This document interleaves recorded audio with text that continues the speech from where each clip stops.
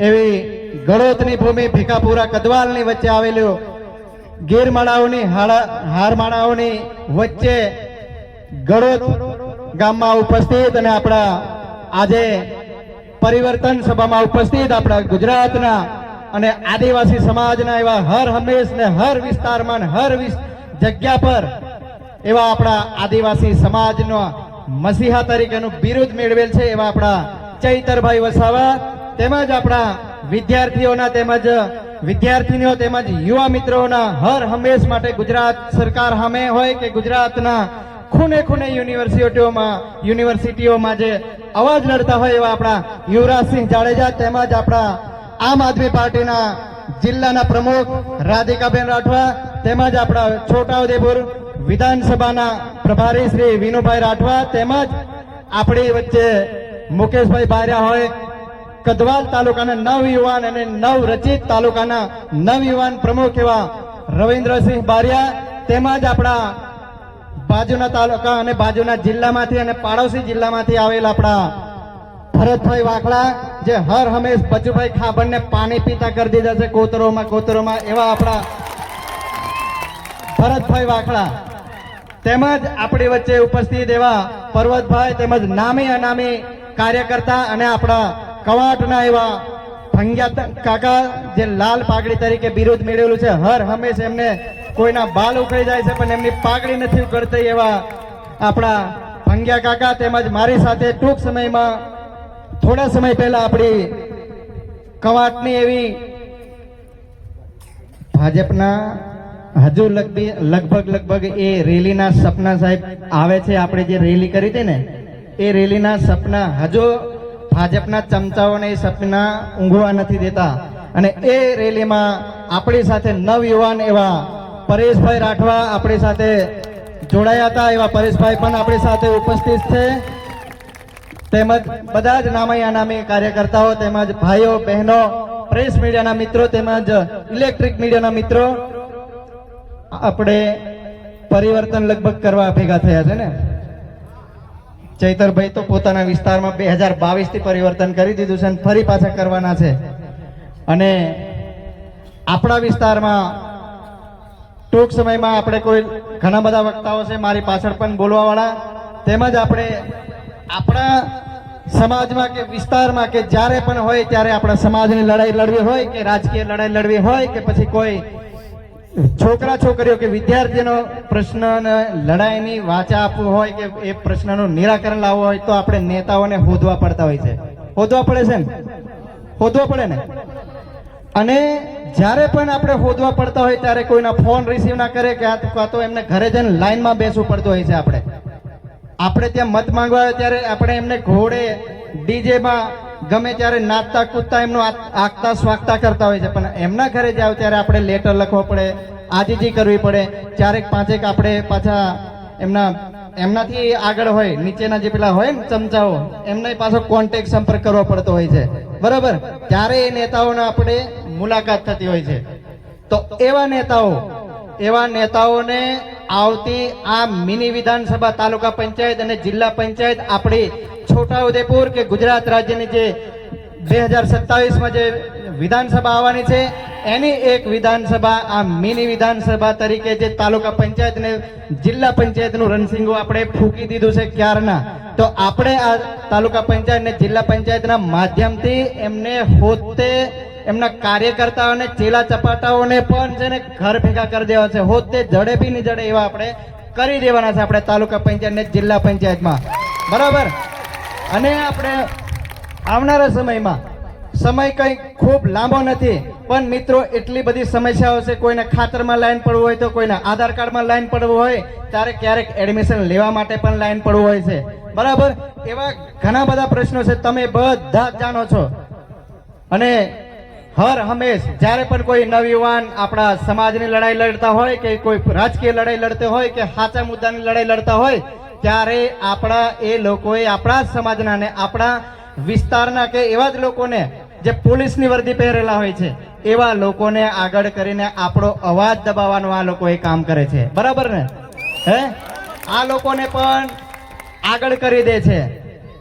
અને આ લોકો પાસે સાહેબ આપણી જોડે તો આવા ગરીબ લોકો કાર્યકર્તા છે, એ લોકો તો ગવર્મેન્ટ કાર્યકર્તાને આધારે એમની પાર્ટી ચલાવે છે. ગવર્મેન્ટ કાર્યકર્તા એટલે કેવા ખબર?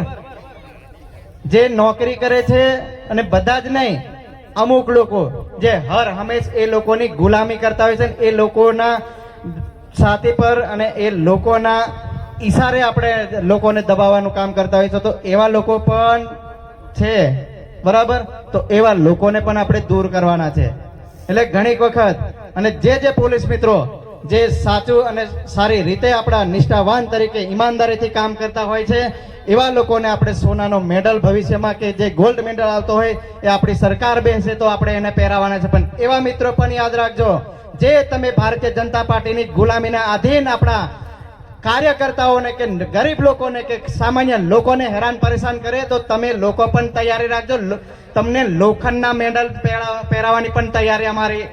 સરકાર પહેરતો છે, બરાબર? એટલે કોઈ પણ કાર્યકર્તાને કોઈ પણ વિષયમાં ધાક ધમકી કે દબાવવાનું પણ કામ કરશો કે કોઈ ચેલા ચપાટાના ઈશારા પણ પર જો કામ કરો તો તમે છે ને આ રાજેશ રાઠવાને ચૈતર વસાવા બેઠા છે, બરાબર? હા, ચૈતર વસાવા આપણા આદિવાસી સમાજના મસીહા છે, તો અમે પણ અહીંના પુષ્પા તરીકે અહીંયા ઓળખાય છે, બરાબર? તમને ઘર ભેગા નહીં, દૂધ પીતા નહીં, પાણી પીતા કરી દેવું અમો, કોઈ દાડ ભેગા થવું ને તે દાડે, બરાબર? એટલે એવા કાર્યકર્તાથી ડરવાની વાત નહીં. પણ દરેક કામ એવા નાના નાના કાર્યકર્તા વાતે બીવડાવવા આવતા હોય છે, વાતે તમને આમ કરી દેવું, તેમ કરી દેવું, કોઈ નાનો ધંધો કરતો હોય તોય બીવડાવવાનો હોય છે. તો એવા લોકો ખાસ કરીને જો અમારા કાર્યકર્તાને તમે આંગળી ચીંધવાનું કામ કરો તો તમારો હાથ કાપીને હાથમાં આપી દેવું, બરાબર? એટલે તમે આવતી તાલુકા પંચાયત ને જિલ્લા પંચાયત આવે છે, કોઈથી ડરવાની નહીં, કોઈથી બીવાની જરૂર નથી, બરાબર? બધી જ રીતે એ લોકોએ ગીતાના નામે, ગાયના નામે, મંદિરના નામે, મસ્જિદના નામે લોકોને લડાવવાના સિવાય બીજું કશું કામ જ નહીં કર્યું. છેલ્લે પછી પાછું એમને જોડે કોઈ મુદ્દો ના હોય તો હિન્દુ મુસ્લિમનો મુદ્દો લાવીને પણ મૂકી દેશે, બરાબર? આવા ચેલા ચપાટાથી જ જરી બીવાનું ને અહીંયા આપણે બઠા છે, બરાબર? એટલે આવનારા સમયમાં આવનારા વિસ્તારમાં આપણે તાલુકા પંચાયતને નવ રચિત તાલુકા પંચાયત જે આપણે કદવાલ તાલુકાની પ્રથમ બોડી જો બેસતી હોય તો પ્રથમ બોડીમાં આપણે આમ આદમીની બોડી બે અને આમ આદમીના કાર્યકર્તા અને આમ આદમીના તાલુકા પંચાયત પ્રમુખ તરીકે આપણે કદવાલ તાલુકાનું સુકાન સંભાળવાનું છે. અને કદવાલ તાલુકાને આપણે એકદમ જબરજસ્ત આપણે એને બનાવવાનું છે. અન્ય તાલુકાની હાથે પણ એમની તાલમાંથી તાલ મિલાવે, એને કદમથી કદમ મિલાવીને કદવાલ તાલુકો પણ ચાલે એ રીતે આપણે તમામ લોકોએ આપણે કામ કરવાનું છે. આવનારા સમયમાં ટિકિટ કોને મળી, કેને મળી, કેવી મળી, કેવો માણસ શું છે એ બધું દેખવાનું નહીં. આપણે માત્ર ને માત્ર ચૈતર વસાવાના નામથી આપણે આમ આદમી પાર્ટીને અને તાલુકા પંચાયત જિલ્લા પંચાયતમાં વોટ માંગવાના છે, બરાબર? પેલા લોકો ભારતીય જનતા પાર્ટીના લોકોને એક વખત પણ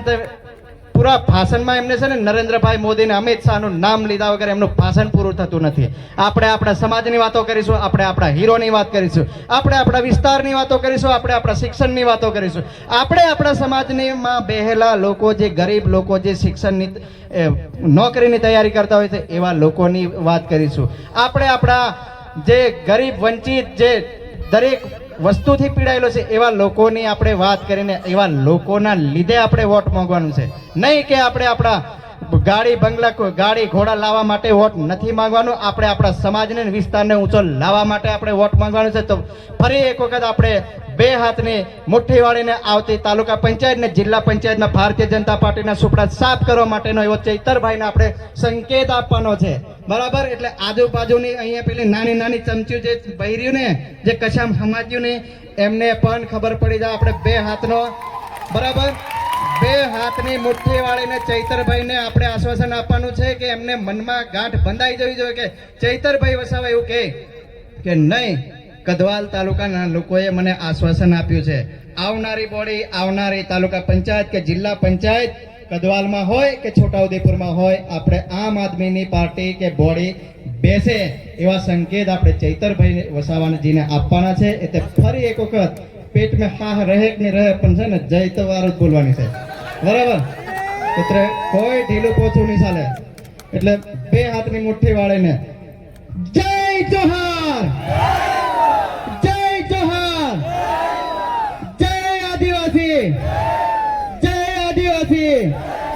चैतर भाई तुम आगे बढ़ो, चैतर भाई तुम आगे बढ़ो.